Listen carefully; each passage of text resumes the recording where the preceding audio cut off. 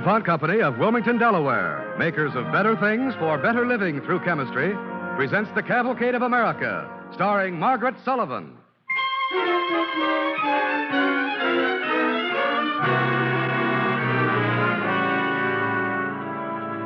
Tonight's DuPont play is called Militant Angel, the story of Annie Warburton Goodrich, starring Margaret Sullivan as Miss Goodrich, with Barbara Weeks as Sarah Jennings.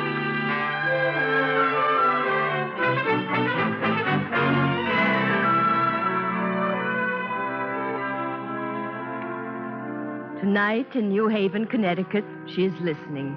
Annie Warburton Goodrich, the greatest nurse I've ever known. Her hair is whiter, her step is slower, her voice is quiet now with the memory of 85 years.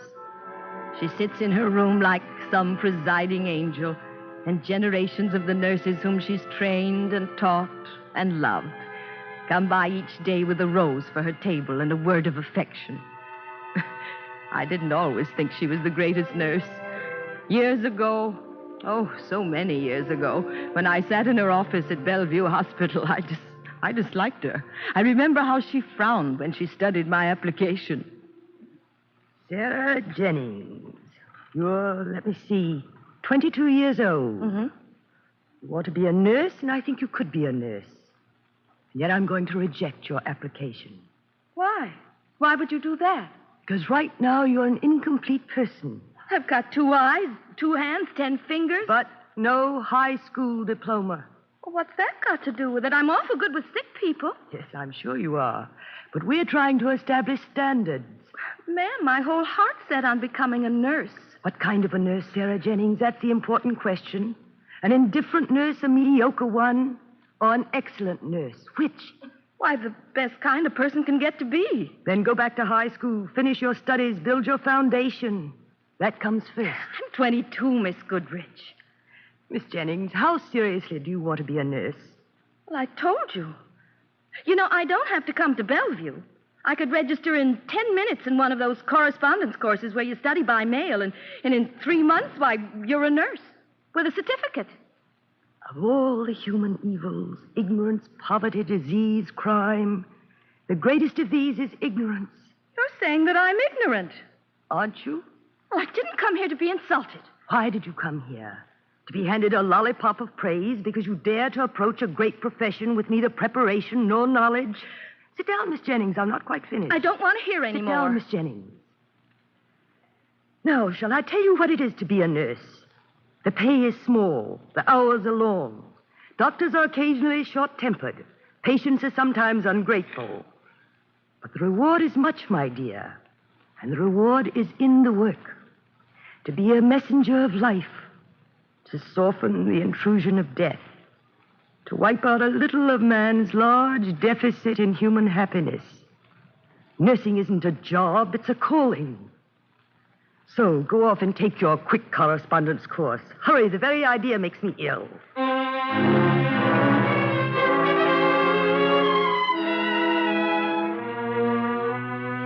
I hated her. I hated her because she made me ashamed of myself. I wasn't a child anymore. I was Sarah Jennings, age 22. I didn't have to sit in her office and be scolded.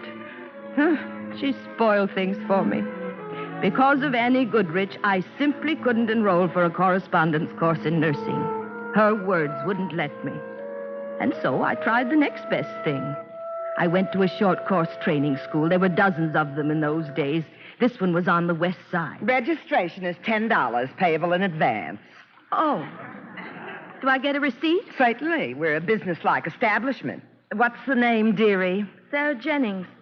How long is the course? Well, if you're real smart, you can finish in less than 6 months.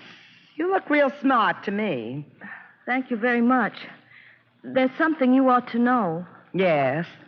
I never finished high school. Dearie, we got girls here who never began high school.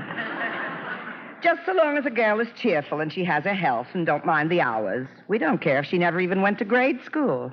But that seems all wrong. What kind of nurses can they be? Listen to me. I've had experience. Nothing's worse than an overeducated nurse. She don't know her place.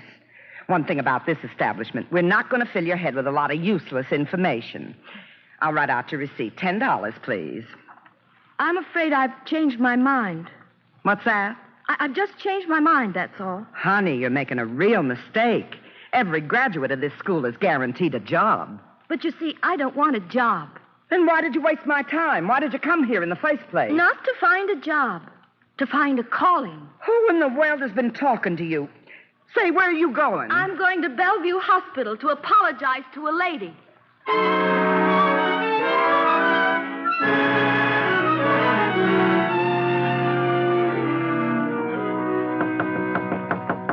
One moment.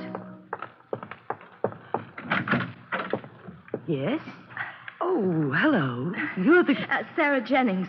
Yes. You're surprised to see me, Miss Goodrich, aren't you? I'm glad to see you, Miss Jennings. They told me where your apartment was. I found I had to come. I couldn't wait. Oh, please come in. That's very kind of you. I've thought it over, and I've decided. If I'm going to be a nurse, I might just as well be a good nurse. That's a very pretty speech. I mean it. Yes, I think you really do. Won't you sit down, Miss Jennings? Thank you. To be a good nurse, to be anything good, means work. I'm going back to high school. Then I'll come here to Bellevue for as many years as necessary. Tell me what prompted you to change your mind. You. But I spoke harshly to you. I lost my temper. I was uncivil. I was breaking your heart. You knew that. I guessed. Miss Jennings, from this window you can see the little islands in the East River. Look at them. They look so beautiful from here. Yes. On those islands, New York spills its human wreckage. Its mentally defective adults, its physically defective children. And at Bellevue, the sick, the dying, the soon-to-be born. Such a vast need for nurses, educated, trained nurses. That hurts you, doesn't it? It breaks my heart. Because 90% of the women practicing today now have had no preparation whatsoever, except your correspondence courses or short hurry-up ones. 90% without proper training. Miss Goodrich, you can't make yourself responsible for all that. Sarah Jennings, you're responsible for all that, too. You know, you came here voluntarily. Some people are born with a sense of responsibility. That frightens me. Sure, it's a frightening thing, our large deficit in human happiness. Well, let's not brood about it, Sarah. We've got the rest of our lives. Right now, it's time for a cup of tea.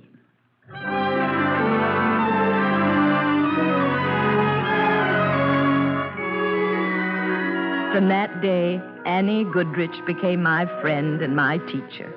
I went to high school. I entered Bellevue Nursing School. I sat in her classes. I listened to her lectures. I followed her through the wards. And I was kindled by her spirit, illuminated by the flame that burned within her. For me, and for dozens of girls like me, Annie Goodrich was a living legend. Some of us had to find it out the hard way. Young Robin Morris, for example. Miss Goodrich, I quit. I resign. Miss Morris, you slammed my door. Please be so good as to unslam it. I didn't come here to joke. I was assigned to Ward C. Miss Goodrich, do you know what kind of patients occupy Ward C? Yes, women. What kind of women, Miss Goodrich? What kind? Women who are sick. I come from a decent, respectable family. Oh, and those women don't come of decent, respectable families.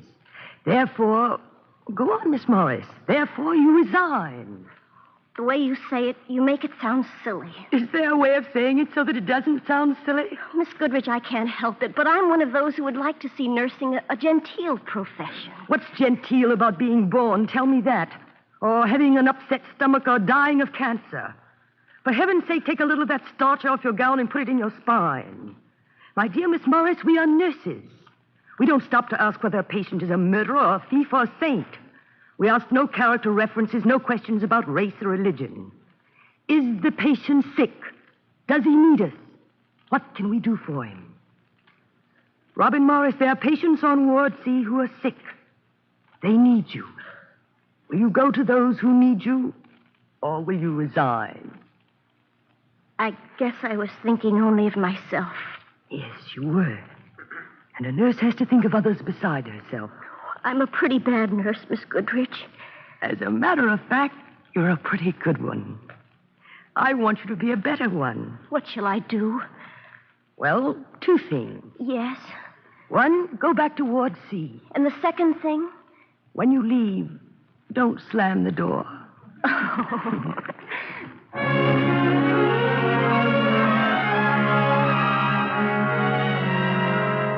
She left her mark on every one of us.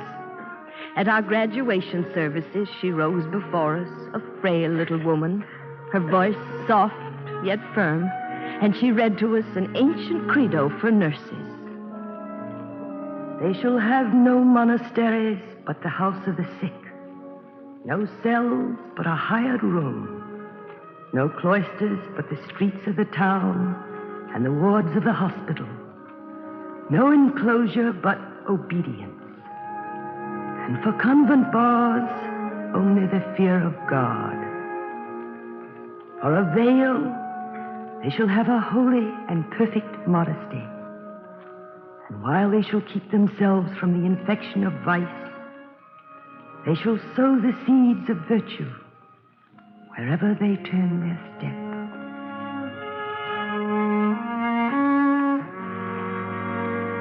The standards of Annie Warburton Goodrich. In the year 1910, her concern for those standards caused her to take a drastic step.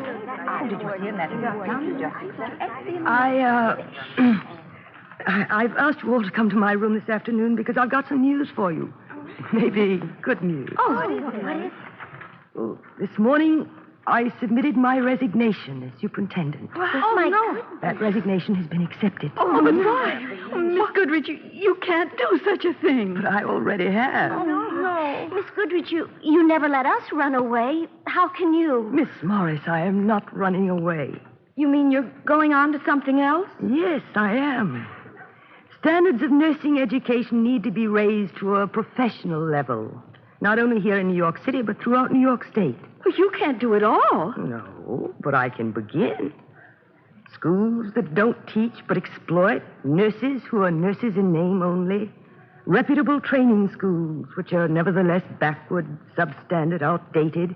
Something can be done about it. Oh, what is your new job? Can you tell us? Well, the title isn't very much. Inspector of Nurses Training Schools for the state of New York. But it's a new broom, and I can't wait to do a little sweeping.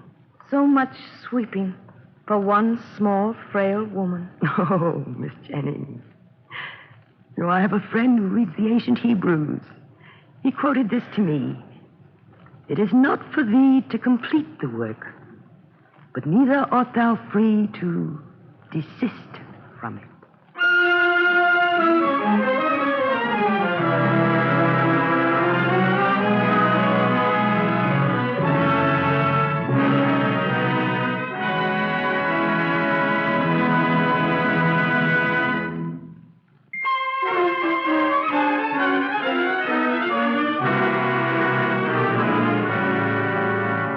The DuPont Cavalcade continues, starring Margaret Sullivan as Annie Warburton Goodrich, with Barbara Weeks as Sarah Jennings.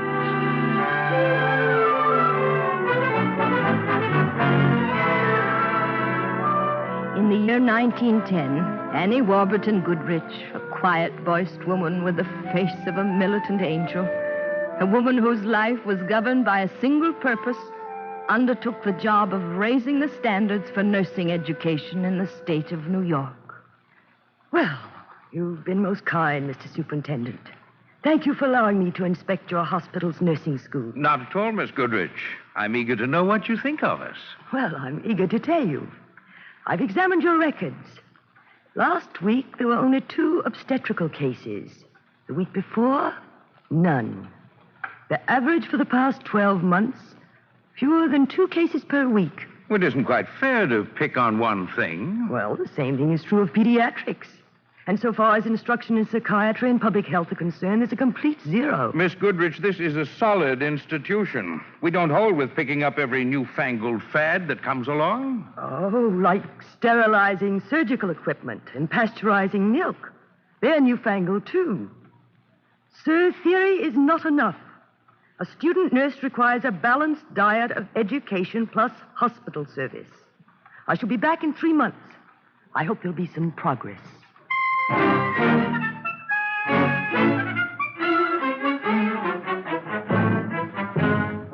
Yes, she knew how to fight. I saw her fight for compulsory state registration of nurses. Miss Goodrich, we don't want any new laws.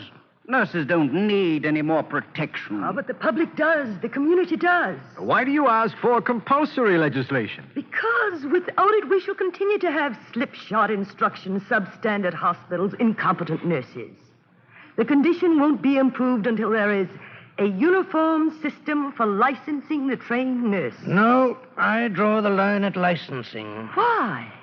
The state licenses doctors, pharmacists, veterinarians. Why don't you draw the line there? Well, they're different.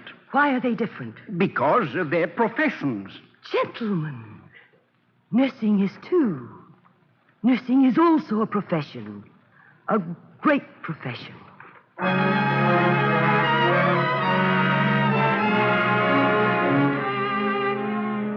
Between 1910 and 1915, Annie Warburton Goodrich wrote nursing history. She was elected president of the American Nurses Association. She was appointed a professor in the Department of Nursing and Health at Teachers College of Columbia University. She was called as a director by the Henry Street Settlement. And everywhere, the same single purpose.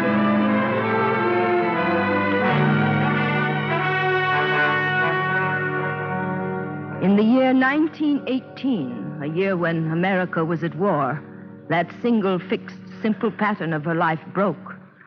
The Surgeon General had called her to Washington. Briefly, the situation is this, Miss Goodrich. Something has gone wrong with our Army hospitals. Soldiers who should be getting well are getting worse. We need you to tell the Army what is wrong. General Gorgas, I regret... I'm afraid I must refuse your request. Not my request, madam. The request of the Army of the United States. Nevertheless, I must refuse.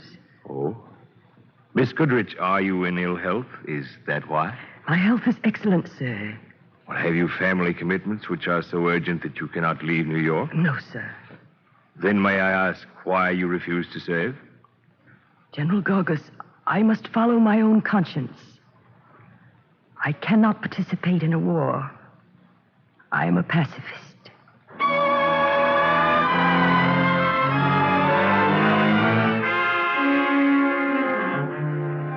She should have been exalted by her decision. After all, she was obeying her own conscience, wasn't she? And yet, Annie Goodrich moped. It wasn't like her, and it disturbed us. So we found excuses to be with her. Hello, Miss Goodrich. Remember us? Look, flowers. So many flowers.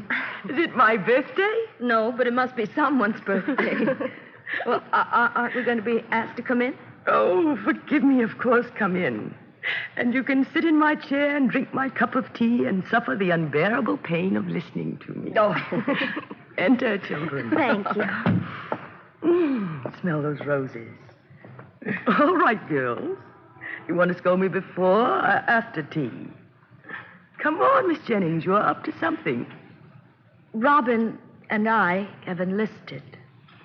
Lieutenant Robin Morris, Lieutenant Sarah Jennings, Army Nurse Corps. My congratulations. What, you mean that? Of course I mean that. Congratulations. Congratulating us for doing something you yourself refused to do? Annie Goodrich, you're a peculiar woman. I am a peculiar, foolish, miserable woman. The Annie Goodrich I know doesn't talk like that. We have taken care of the lowest and the highest. Robin Morris, I said that to you once, didn't I? Yes. We do not stop to consider what a patient is or who he is, only that there is the fact of sickness and that we are needed. You see, I am now trapped by my own standards. When I was a young probationer at New York Hospital way back in 1890, Did I stop to consider whether a man was a thief or a burglar? And these men are not thieves. They're American soldiers. So I remind myself, Miss Jennings. What are you going to do, Miss Goodrich? I don't know. I must think it through a little longer. The Surgeon General didn't ask you to take a rifle and kill someone. I will remind myself of that. He asked me to save lives. Miss Jennings, be a dear. Will you fix the tea while an old lady sits here and considers her misspent life? Oh, come on, Miss Jennings. You're pouting. I'm not. I've made my decision.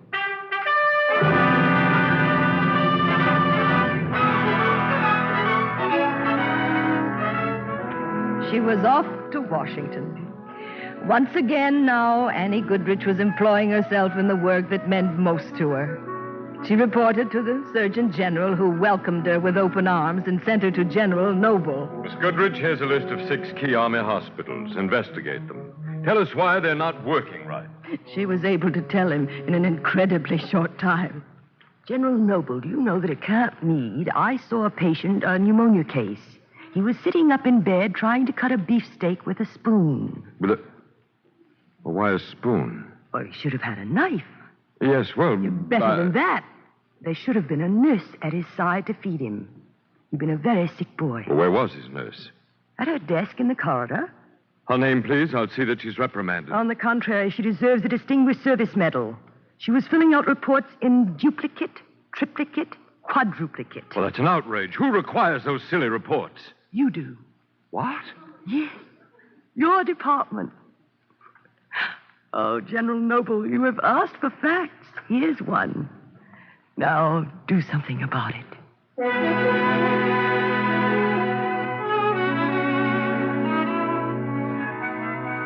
But there were more important things to discuss with General Noble and with the Surgeon General and with the Secretary of War.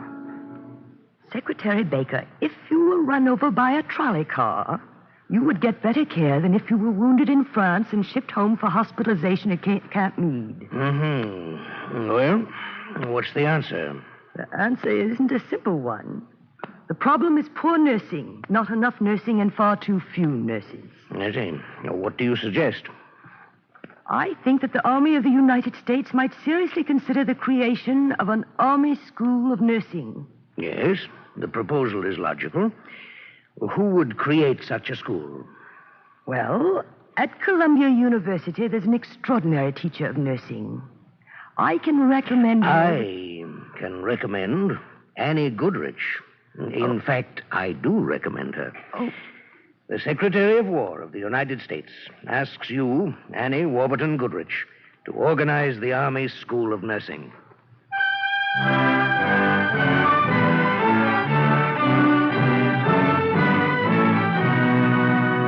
In 1918, a year of war, a pacifist named Annie Warburton Goodrich created the Army School of Nursing. She gave it her own standards, making it the best school of its kind in the world. She went on from there to become Dean of the School of Nursing at Yale University, placing her mark on the life and the expectancy of life of the American people. Today, Annie Warburton Goodrich, at 85 years, still proclaims her credo. To me, a nurse is the high priestess of a religion that proclaims the sacredness of humanity. It is her function to conserve for the little child its beauty of mind and body and the joy of its youth, to strengthen for the world the power of its manhood and womanhood, to lead tenderly the footsteps of the old.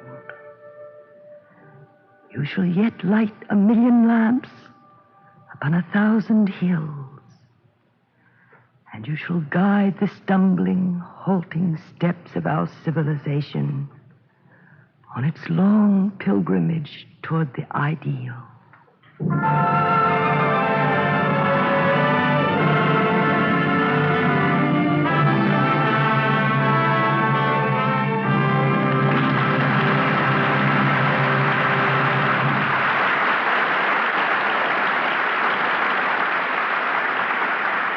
thanks to Margaret Sullivan and the Cavalcade Players for tonight's DuPont play, Militant Angel. The script was written by Morton Wishengrad and was based in part on the book of the same title by Harriet Berger Koch, published by Macmillan. Music was composed by Arden Cornwell and conducted by Donald Voorhees. The program was directed by John Zoller. This is Cy Harris speaking.